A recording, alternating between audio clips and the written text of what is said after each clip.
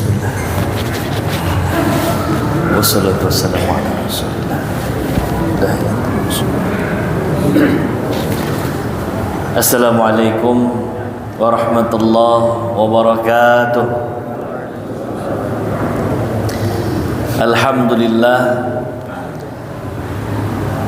Alhamdulillahilladzi ja'alana min ummati sayyidina Rasulillah sallallahu alaihi wasallam. Ashhadu an la ilaha illallah wa ashhadu anna sayyidana Muhammadan abduhu wa rasuluhu la nabiyya ba'dah. Allahumma salli ala sayyidina Muhammadin fil awwalin wal akhirin.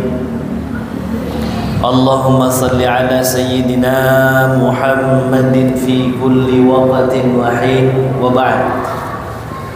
Alhamdulillah, puja-puji syukur kita kehadirat Allah Subhanahu wa taala.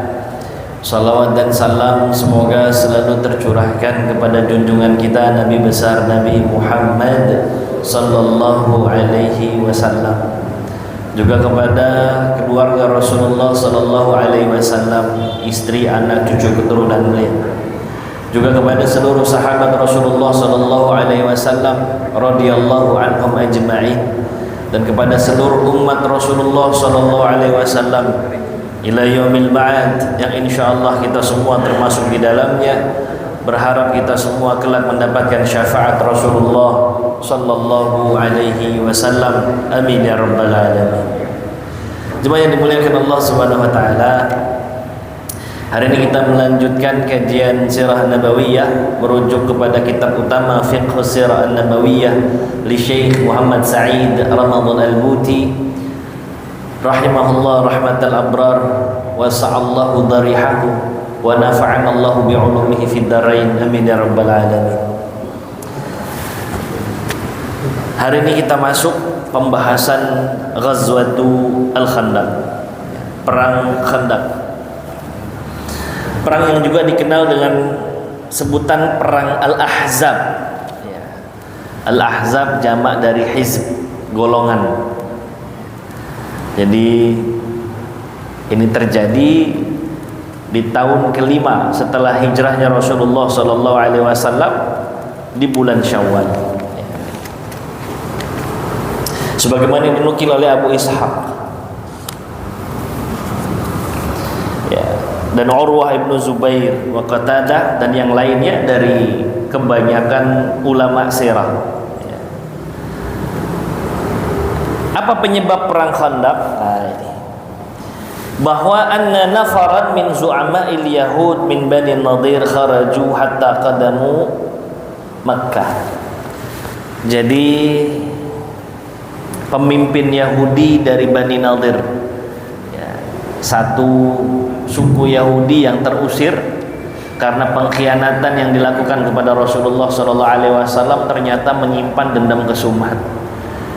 Untuk bisa merealisasikan dendamnya terhadap Rasulullah SAW dan secara umum kepada kaum muslimin, maka di antara pemimpin Bani Nadir, Yahudi Bani Nadir, keluar menuju Makkah. Kemudian mengajak orang-orang Quraisy khususnya untuk memerangi Rasulullah SAW. Jadi cari pendukung ceritanya. Atau mau lebih daripada itu, orang-orang Yahudi Bani Nadir ini memanfaatkan kekuatan yang ada untuk sama-sama memerangi Rasulullah SAW dan kaum muslimin. Kemudian begitu datang kepada orang-orang Quraisy, mereka mengatakan, nih orang-orang Yahudi ini, ayolah gabunglah sama kita, kami akan loyal sama kalian. Kata orang-orang Yahudi kepada orang Quraisy, kita sama-sama sesuai dengan tujuan yang sama-sama kita inginkan, yaitu menghancurkan Muhammad dan kaum muslimin. Sanakunu ma'akum hatta nasta'silah. Pokoknya sampai hancur ke akar-akarnya. Kalau bisa kita habisin aja udah. Jangan kasih celah lagi untuk berkembang ini Muhammad dan kaum muslimin. Pokoknya kita habisin sekalian sampai ke akar-akarnya. Terus kemudian dibujuk rayulah nih orang-orang Quraisy. Dikatakan ma antum alaihi khair min dini Muhammad sallallahu alaihi wasallam. Ya. Terus kemudian di antara mereka ada yang mengatakan, kami lebih cenderung kepada kalian wahai orang-orang Quraisy, karena agama yang kalian bawa jauh lebih baik daripada apa yang Muhammad bawa. Jadi isu agama ini ditarik lagi. Ya. Muhammad ini memecah belah, Muhammad ini buat onar, Muhammad ini kelihatan sekali sihirnya, dan macam-macam fitnah lainnya. Yang jelas agama yang kalian bawa, ya ini propaganda ya. Terus kemudian juga bagian dari hilah, cara orang-orang Yahudi untuk menarik perhatian orang-orang Quraisy mau mendukung mereka menyerang Rasulullah SAW. Agama kalian jauh lebih baik daripada apa yang dibawa sama Muhammad. Orang-orang Quraisy kepancing juga rupanya, senang dia dibangga-banggakan, ya, apalagi dibanding-bandingkan dengan agama Islam, agama yang dibawa oleh Rasulullah Sallallahu Alaihi Wasallam. Ya. Fattafaqu ma'a Quraisy ala harbil muslimin wa tawa'adu lidzalik. Sampai akhirnya sepakatlah nih orang-orang Quraisy, siap kalau gitu kita gabung aja, kita koalisi aja untuk sama-sama menyerang kaum muslimin, ya, menyerang Muhammad. Setuju, saya setuju. Siap, kita gabung. Ternyata orang-orang Quraisy nggak sampai di situ, orang-orang Yahudi nggak sampai kepada suku Quraisy saja. Setiap suku yang punya potensi benci terhadap kaum muslimin didatangi untuk mereka ajak sama-sama memerangi Rasulullah Sallallahu Alaihi Wasallam. Bani Ghatafan didatangi, ya. Terus kemudian Bani Fuzarah didatangi, Bani Murrah didatangi, Bani Wa'il didatangi. Pokoknya yang punya potensi bahwa kaumnya atau keluarga besarnya memusuhi Rasulullah Sallallahu Alaihi Wasallam, nah ini direkrut, ditarik, dijanjikan segala macam, ya. Kayak Ghatafan itu dijanjikan, pokoknya semua hasil kami dari Bani Nadir selama 1 tahun, kami jualnya sama engkau, nggak jual sama yang lain. Korma-korma kami engkau yang ambil saja. Gitu. Ya, rupa-rupanya Ghatafan tertarik juga. Ya, akhirnya banyaklah itu terkumpul. Ya, orang-orang yang hendak menyerang kaum muslimin, menyerang Rasulullah Sallallahu Alaihi Wasallam. Ya. Tahayya'ul muslimun al-harb falamma balagha Rasulullah sallallahu alaihi wasallam al-khabar wa sami'a bi khurujihim min Makkah nadaba an-nas wa akhbarahum khabar aduwwihim wa syawarahum fil amr. Sampai akhirnya informasi bahwa Yahudi Bani Nadir ini mengumpulkan kekuatan besar, ya. Sampai berita ini ke telinga Rasulullah sallallahu alaihi wasallam. Sampai kemudian Rasulullah Sallallahu Alaihi Wasallam mengumpulkan sahabat-sahabatnya untuk ajak musyawarah. Ya. Sebagian lagi riwayat menyatakan yang membocorkan informasi ini adalah Jibril alaihissalam. Nah, Rasulullah kan punya intel yang udah nggak diragukan lagi, Jibril alaihissalam. Nggak ada intel yang lebih dahsyat daripada Jibril alaihissalam. Begitu udah tahu, Rasulullah ajak musyawarah sahabat-sahabatnya. Terus lantas kemudian bertanyalah Rasulullah, gimana kira-kira ini? Ya. Mereka sudah berhimpun, jumlahnya banyak sekali, ya. Teridentifikasi kurang lebih 10.000, ya, 10.000 pasukan. Bayangkan saja, sementara penduduk Madinah adanya 3.000. Ini tentaranya musuh 10.000. Akhirnya Rasulullah Sallallahu Alaihi Wasallam ajak berunding, gimana pendapat anda, pendapat anda. Sampai keluarlah pendapat dari seorang sahabat Salman Al-Farisi, yang memang notabene adalah orang Faris, orang Persia, dulunya menyembah api di Persia, terus kemudian mendapat hidayah dari Allah. Perjalanannya panjang sekali Salman Al-Farisi kalau kita lihat biografi beliau ini, ya. Berkali-kali mencari Allah Subhanahu wa taala. Setelah dia tidak setuju dari tata cara peribadatan orang-orang Persia, ya, awalnya masuk ke dalam agama Nasrani, berganti guru sekian banyak, Sampai akhirnya nanti guru terakhirnya menyatakan sudah sebentar lagi akan datang seorang nabi di Madinah gitu. Ya akhirnya dia datangi Madinah, nggak lama kemudian Rasulullah datang hijrah. Ya, yakinlah beliau akan nubuat Rasulullah Shallallahu Alaihi Wasallam. Ngasih ide. Ya. Fa asyara alaihi Salman Al-Farisi bil Khandaq. Salman Al-Farisi ngasih ide bagaimana kalau kita bikin parit saja ya Rasul. Kami dulu di Persia, salah satu strategi kami menahan musuh ya seperti ini, bikin khandak, bikin parit. Ide ini lantas disetujui oleh Rasulullah SAW. Boleh juga, ya. Boleh. Kita buat di daerah utara, karena setelah musyawarah Rasulullah sepakat di selatan, di barat, di timur, itu sudah dilindungi sama bukit-bukit. Yang ada celahnya cuma dari utara saja ini.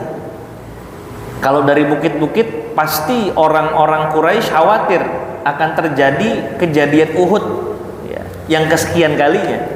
Karena kalau pada perang Uhud kan ketahuan ya, kocar-kacir tuh tentara-tentara Quraisy gitu.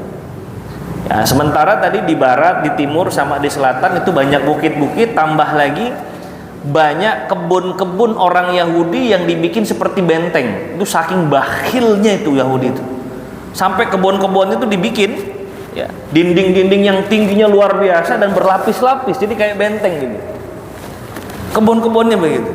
Nah, kita udah terbantukan dengan itu ya Rasul. Tinggal tugas kita nih di bagian utara saja. Dan orang-orang Quraisy pasti tahu bahwa di bagian utara tuh ada tanah kosong, lapang yang mereka memungkinkan untuk menyerang kita. Itu yang kita manfaatkan. Akhirnya dibangunlah parit. Masya Allah. Kebayang kita kalau di Indonesia bangun parit modal pacul kelar urusan. Lah kalau di Arab itu kontur tanahnya aja tuh kebanyakan batu. Kontur tanahnya batu. Apalagi kalau seandainya jemaah dapat kesempatan untuk haji atau umrah, begitu ke Madinah cobalah datangi ya, Masjid Sab'ah ya, terus tempat terjadinya perang Khandaq itu, lihat pegang tanahnya kayak gimana tuh, berbatu, memang berbatu itu konturnya itu ya, nggak tahu alat yang digunakan model kayak gimana itu ya. Itu hanya tersisa beberapa hari saja ya, jadi setelah kaum Quraisy terus kemudian sekutu-sekutunya mulai bergerak, Rasul dapat info, mulailah Rasulullah membangun parit itu ya. Berarti dikejar deadline. Gimana caranya itu? Dalam berbagai literasi disebutkan panjangnya itu kalau diukur dalam ukuran kilometer sekitar 8 sampai 9 kilo. 9 kilo ya. Ini kalau dari Pengampuan ke Selipi ada Selipi ya. 9 kilo itu hanya hitungan waktu yang berjalan sekian hari saja itu. Terus kedalamannya itu kurang lebih 3 meter sampai 4 meter kedalamannya itu. Terus lebarnya itu sekitar 5 sampai 6 meter. Itu sudah dicocokkan, jadi kalau itu nanti ada kuda, kalau seandainya melompat nggak akan sampai. Atau kalau mereka maksakan diri untuk lewat parit, susah naiknya gitu. Maka panjangnya kurang lebih 5 sampai 6 meter, dalamnya 3 sampai 4 meter. Sepanjang 8 km, bayangkan itu. La haula wala quwwata illa billah. Berjibaku betul. Ya. Diriwayatkan oleh Bukhari ya, dari Barra radhiyallahu taala anhu wa ardhah. Ya. Lamma kana Yaumul Ahzab, pada hari Ahzab itu, pada hari perang Khandaq itu, wa khandaqa Rasulullah sallallahu alaihi wasallam wa ra'aitu yanqilu min turabil khandaq hatta wara anni at-turab. Aku ngelihat sendiri, kata Barra, Rasulullah sallallahu alaihi wasallam itu ikut sama kita. Rasulullah ikut menggali parit itu, Rasulullah terjun langsung. Jadi nggak menggunakan telunjuk sakti. Sebelah situ tuh kurang dalam tuh. Sebelah sana coba tolong sahabat yang lain itu kurang dalam itu, kurang lebar, enggak gitu. Tapi Rasulullah terjun langsung, ngikut ngangkat-ngangkat, badannya penuh dengan debu. Rasulullah ikut berpayah-payah untuk menggali parit. La ilaha illallah Muhammad Rasulullah. Ini dahsyatnya Rasulullah. Kebayang sahabat yang bersama Rasulullah saat itu nggak ada alasan untuk nggak mencinta Rasulullah Sallallahu Alaihi Wasallam. Kalau melihat akhlak, adab, sopan santun dan lain segala macam dari Rasulullah, seperti itu adanya. Ya Allah. Nah, terus lantas kemudian dikisahkan dalam Sahih Bukhari, diriwayatkan oleh Jabir bin Abdullah radhiyallahu taala anhu warda. Jabir ini salah satu 6 besar yang paling banyak meriwayatkan hadis. Lebih dari 1.500 hadis beliau riwayatkan, Jabir. Dekat dengan Rasulullah sallallahu alaihi wasallam, dan banyak sekali kisah-kisah Jabir dengan Rasulullah sallallahu alaihi wasallam yang sifatnya itu personal gitu. Nah, ini salah satu kisahnya. Inna Yaumal Khandaq, saat itu kami berada di hari perang Khandaq. Terus lantas kemudian cuacanya ya mengerikan. Terus kemudian Rasulullah sallallahu alaihi wasallam bersama-sama kami dalam menggali parit. Tiba-tiba kami ketemu satu batu yang sulit untuk dipecahkan.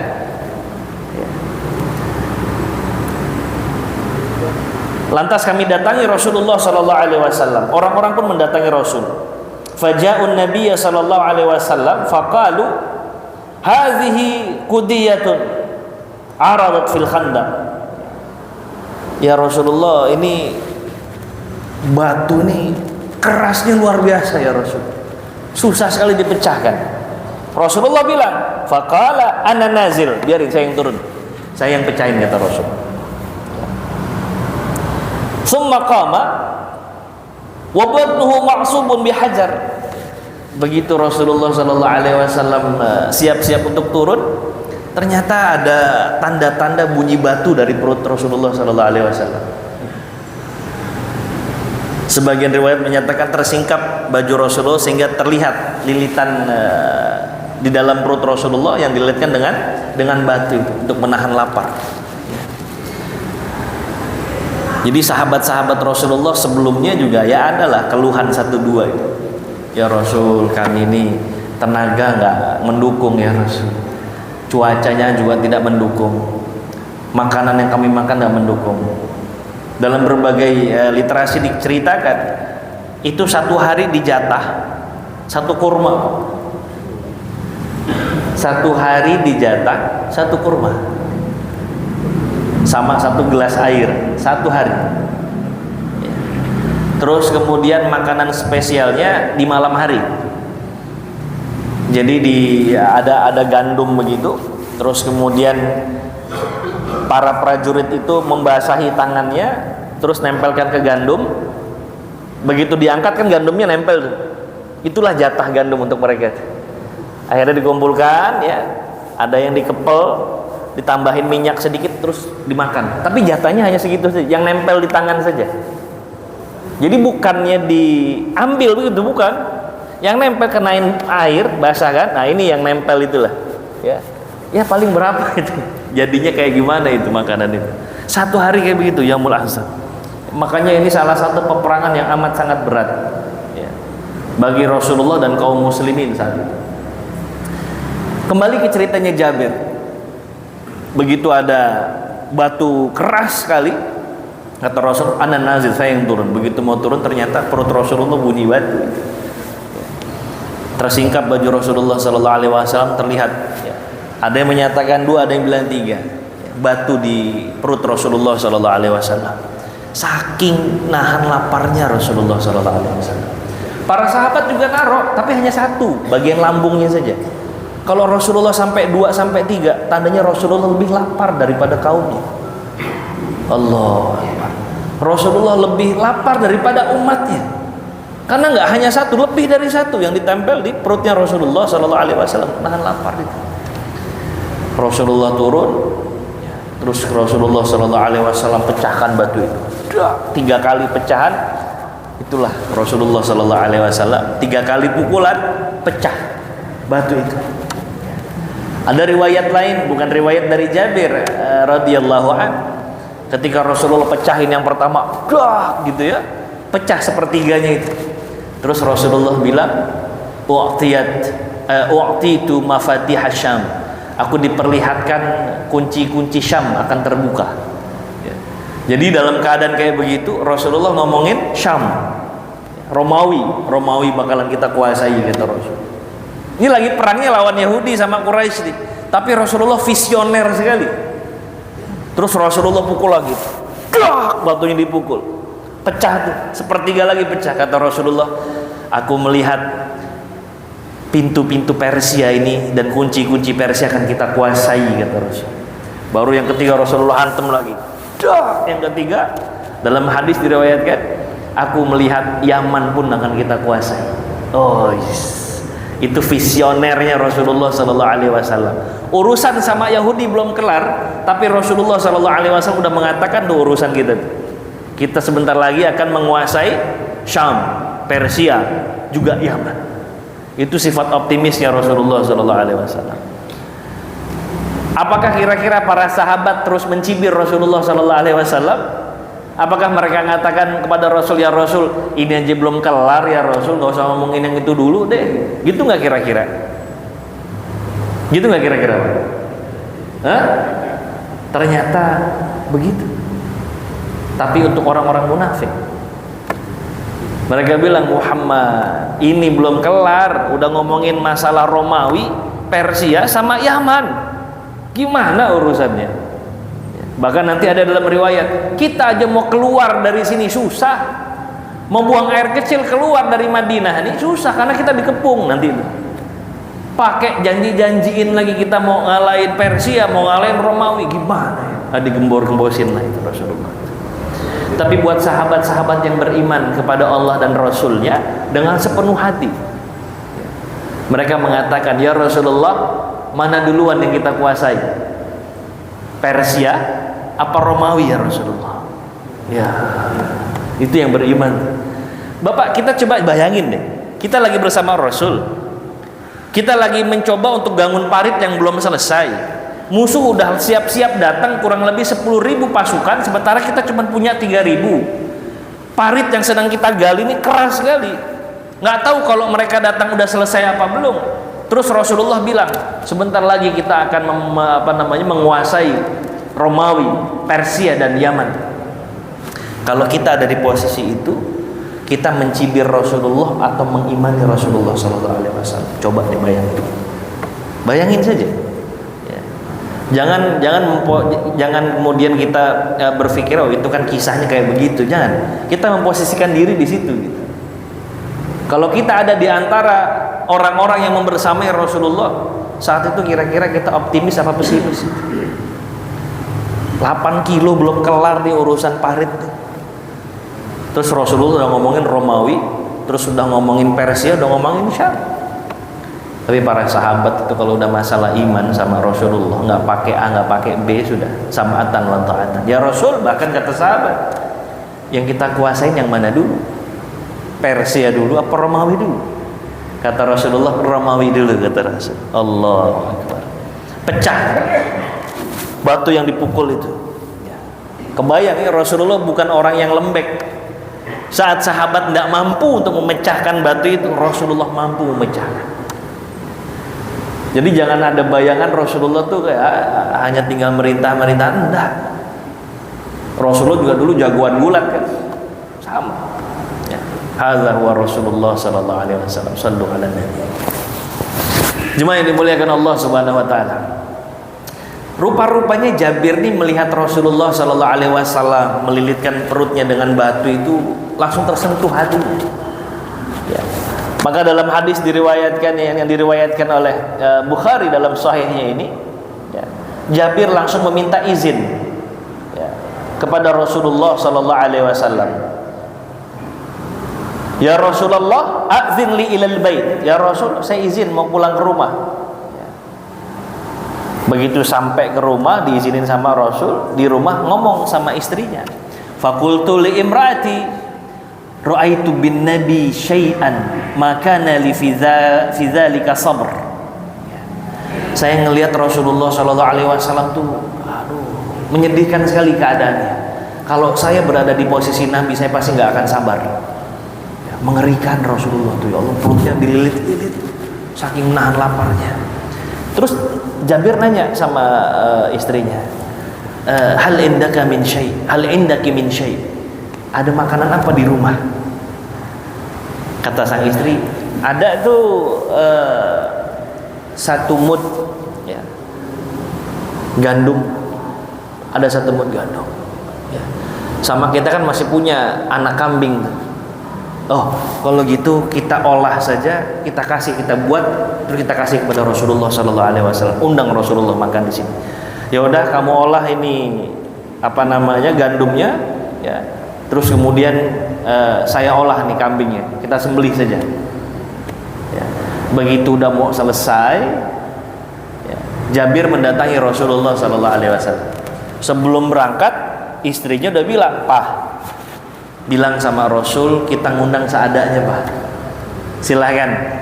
Mungkin Rasul mau ngajak 1-2 orang nggak jadi masalah. Ini kata pesan dari istrinya nih. Terus Jabir mendatangi Rasulullah Sallallahu Alaihi Wasallam. Ya. Begitu udah mendatangi Rasulullah Sallallahu Alaihi Wasallam, Jabir berkata, ya Rasulullah, saya ngundang dirimu untuk makan bersama kami ya Rasulullah. Tu'aimli, makanan kecil-kecilan ya Rasulullah. Fakum anta ya Rasulullah wa rajulun aw rajulan.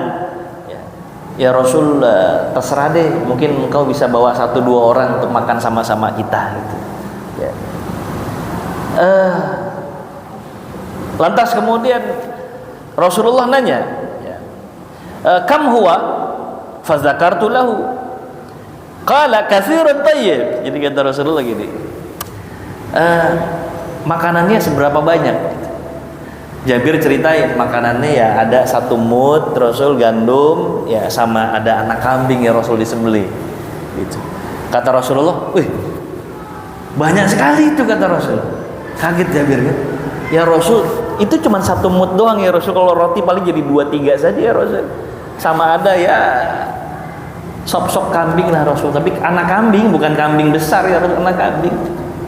Terus Rasulullah bilang itu banyak Jabir. Ya.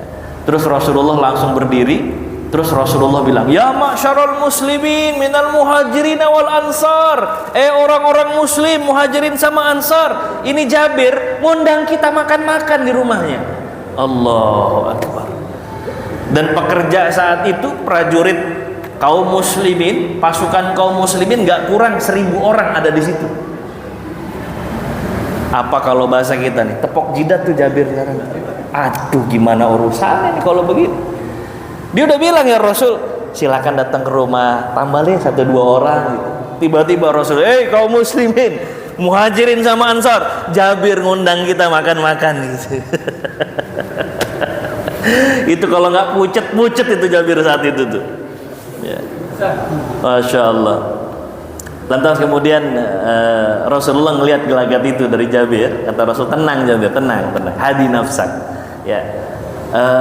Kau pulang, kau bilang sama istrimu, itu olahan daging, itu olahan roti, ya jangan diapa-apain, biarkan matang saja, nanti saya yang eksekusi, kata Rasul.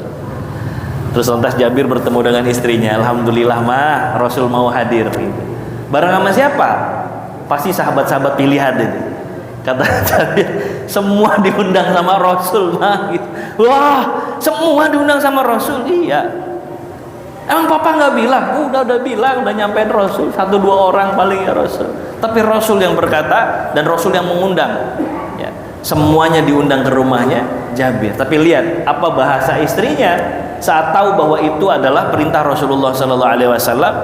Oh, kalau Rasulullah yang nyuruh, kelar urusan. Lihat tuh. Kalau udah Rasulullah yang nyuruh, kelar urusan. Lantas kemudian Rasulullah Sallallahu Alaihi Wasallam mendatangi dapurnya Jabir, ya. Itu 1000 orang udah mulai datang tuh. Kita ngundang Kalau undang-undangan aja 1.000 orang kebayang tuh, Pak. Makanan udah sibuk, ya kan? Kalau kita nikahin anak tuh, undangannya berapa? 1.000. Wah, itu udah disiapin sebanyak-banyaknya itu, biar semuanya dapat makan. Ini satu panci tambah roti beberapa buat 1.000 orang. Allahu Akbar. Terus Rasulullah SAW datang, Rasulullah yang menyajikan. Terus Rasulullah perintahkan kepada para sahabat saat itu, ta'ala udkhulu ashran, masuk. Tapi 10 orang. Rumah Jabir gak gede-gede. Selesai makan kelar, dapat makanan pulang. Masuk 10, keluar. Masuk 10, keluar. Itu berapa itu tuh kloter tuh? 100 kloter itu. Dan Rasulullah yang menjamu. Allahu Akbar. Kalau kita selesai duluan pulang, belakangan ngedapat makan urusan belakang itu mah. Yang penting kita makan dulu. Enggak, Rasul paling belakang. Rasulullah yang menyajikan itu. Sampai orang terakhir yang makan, Allahumma shalli ala sayyidina Muhammad. Baru Rasulullah sallallahu alaihi wasallam berikan kepada keluarga Jabir sisanya. Kata Jabir, "Wallahi, ini makanan enggak berkurang sedikit pun." Enggak berkurang sedikit pun. Sementara tadi para sahabat itu makan sekenyang-kenyangnya. Bapak kebayang nggak? Dari kemarin makan cuma sebutir kurma, udah gitu dia harus menggali parit yang panjangnya luar biasa, lebarnya luar biasa, dalamnya luar biasa. Paling mewah saat itu makan cuma gandum yang diletakkan di tangan terus kemudian dikulum sama dia.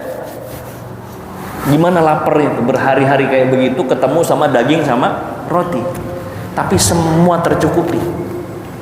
Allahumma shalli ala sayyidina Muhammad. Nah, Jabir ini ya radhiyallahu taala anhu warda, salah satu yang mendapatkan kesempatan untuk banyak melihat khususiyahnya Rasul, untuk melihat mukjizat yang Allah berikan kepada Rasulullah sallallahu alaihi wasallam. Kalau Bapak ingat sebelumnya pada saat Ghazwatur Riqa, pulang dari perang, ontanya Jabir pelan jalannya, tapi Rasulullah mengimbangi ontanya Jabir itu. Ini adab Rasulullah kepada para sahabat, diajak ngobrol gitu, sampai kemudian Rasulullah memilih untuk berhenti, terus meminta Jabir untuk menambatkan untanya, terus disuruh rebahin sama Rasulullah, diambil kayu dicucuk-cucuk perutnya. Setelah dicucuk-cucuk, kata Rasulullah, kita lanjut lagi jalan. Begitu lanjut jalan, kata Jabir, tidak ada onta yang bisa untuk mengalahkan larinya onta saya. Jadi diperlihatkan tuh di hadapan Jabir, maka Jabir saksi mata yang melihat mukjizat atau sirrul khususiyah Rasulullah sallallahu alaihi wasallam. Ya. Nah, ini berbicara masalah sirrul khususiyah, maka kita melihat Rasulullah sallallahu alaihi wasallam harus dari dua sudut. Ya. Rasulullah kaunuhu bashar, bahwa Rasulullah bagian dari manusia. Ya. Tapi manusia nggak sama kita, nggak sama seperti kita. Bashar walaysa kal bashar. Rasul emang manusia, tapi jangan samakan dengan kita. Ya. Makanya kurang tepat rasanya kalau ada orang bilang kalau ngagung-agungkan Rasulullah, jangan gitu-gitu amat lah, berlebihan. Dia kan sama kayak kita, kan sama-sama manusia. Loh, kalau orang berpikir Rasulullah manusia biasa, dia manusia apa? Rasulullah memang dari golongan manusia, tapi manusia yang istimewa. Bahkan Allah dan Rasulnya, bahkan Allah dan malaikat penduduk langit memuji Rasulullah sallallahu alaihi wasallam. Itulah Rasulullah sallallahu alaihi wasallam. Terus kenapa Rasulullah sallallahu alaihi wasallam diciptakan dari jenis manusia? Supaya kita umatnya nggak minder. Kalau Rasulullah ngelakuin kebaikan, kebaikan itu udah ditakar sama Allah, mampu untuk dilakukan oleh manusia. Rasulullah sabarnya begitu dahsyat. Terus kita bilang, itu kan Rasul. Kita mah nggak bisa kayak begitu, nggak usah kayak begitu. Memang yang dicontohkan Rasul adalah yang paling baik dari yang baik. Yang paling baik itu yang dicontohkan Rasul. Tapi kita bisa meniru walaupun nggak 100%. Ittaqullaha mastata'tum. Bisanya cuma 10%, ya 10%. Bisanya 20%, 20%. Jadi jangan terjebak kepada wasful basyariyahnya Rasulullah sallallahu alaihi wasallam. Ya, sesungguhnya di balik Rasulullah diciptakan dari jenis dan golongan kita supaya kita ini termotivasi untuk meniru Rasulullah Shallallahu Alaihi Wasallam. Ya. Nah, jadi salah kaprah tuh. Sama aja, nggak usah berlebih-lebihan muji-muji Rasul itu. Rasul kan manusia biasa. Allah Akbar. Rasulullah manusia betul, tapi nggak kayak kita karena Rasul itu istimewa. Ya. Bashar walaysa kal bashar. Itu Rasulullah Shallallahu Alaihi Wasallam. Allah pun memberikan Rasulullah sirrul khususiyah, ya, kelebihan-kelebihan dan keistimewaan-keistimewaan. Nah, ini masih banyak hal yang nanti kita bisa gali dari perang Khandaq ini, ya, tapi pelajaran yang perlu kita ambil untuk kita tekankan, yang pertama Jabir, ya, kisahnya Jabir. Jadi kalau memberikan sesuatu jangan takut habis. Ini seolah Rasulullah langsung memperlihatkan di hadapan Jabir dan para sahabat yang lain, orang yang memberikan gak akan berkurang, bahkan bertambah. Ya. Kalau Rasulullah sebutkan la yang kusumalu min sadaqah, gak akan berkurang sedekah, ya, gak akan berkurang hartamu karena sedekah. Kali ini Rasulullah mencontohkan dengan kejadiannya langsung kepada Jabir. Jadi yakinlah gak akan berkurang kalau kita gemar berbagi. Nggak akan berkurang harta kita kalau kita gemar bersedekah, berinfak, wakaf sekalipun, dan berkurang. Ini janji Allah yang disampaikan oleh Rasulullah Sallallahu Alaihi Wasallam. Mungkin itu saja dulu hari ini yang dapat Al-Fakir sampaikan. Insya Allah nanti kita lanjutkan di pertemuan berikutnya sampai pada kisahnya Jabir. Jadi nanti ingetin saya kalau saya agak lupa. Sampai kisahnya Jabir. Mari sama-sama kita tutup dengan membaca kafaratul majlis. Subhanakallahumma wa bihamdika asyhadu an la ilaha illa anta astaghfiruka wa atubu ilaik. Allahumma ja'alna minal ladzina yastami'una al-qawla fayattabi'una ahsana. Rabbana atina fid dunya hasanah wa fil akhirati hasanah wa qina adzabannar. Walhamdulillahirabbil alamin. Terima kasih banyak. Wassalamualaikum warahmatullahi wabarakatuh.